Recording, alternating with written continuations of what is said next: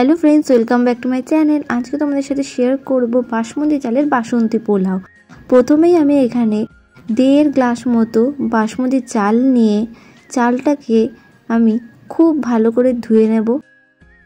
তো তারপর আমি জল দিয়ে চালটাকে একটু ভিজিয়ে রেখে দেব 20 মিনিটের জন্য। 20 মিনিট পর আমি চালটাকে একটু শুকাতে দেব যাতে পোলাওটা একটু ঝরঝরে হয়।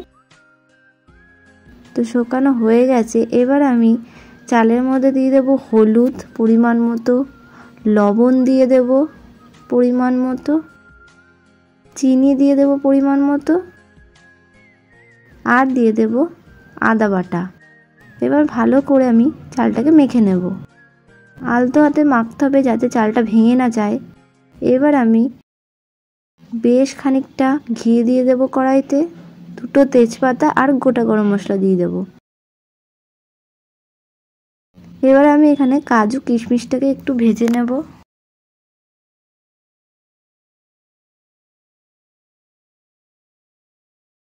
এবার যেই চালটা মেখে রেখেছিলাম ওই চালটা দিয়ে দেব। তারপরে একটুখানি চালটা ভাজার পর এখানে আমি 3 গ্লাস জল নেব, কারণ আমরা 1.5 গ্লাস মতো চাল নিয়েছিলাম, তাই 3 গ্লাস জল নেব। এবার আমি চালের মধ্যে দিয়ে দেব জলটা। এবার আমি 5-6টা কাঁচা লঙ্কা দিয়ে দেব। এবার ঢাকা দিয়ে 20 মিনিট চালটাকে সেদ্ধ হতে দিতে হবে। 20 মিনিট হয়ে গেছে, দেখো চালটা একটু ভেজে ভেজে আছে। এবার আমি গ্যাসটা অফ করে ঢেকে রেখে দেবো কিছুক্ষণ।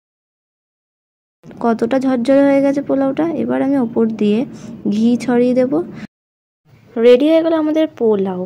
তো ভিডিওটা কেমন লাগলো তোমাদের? ভালো লাগলে লাইক, শেয়ার অ্যান্ড সাবস্ক্রাইব করে দাও চ্যানেলটা। পরের ভিডিওতে আবার আসবো। টাটা।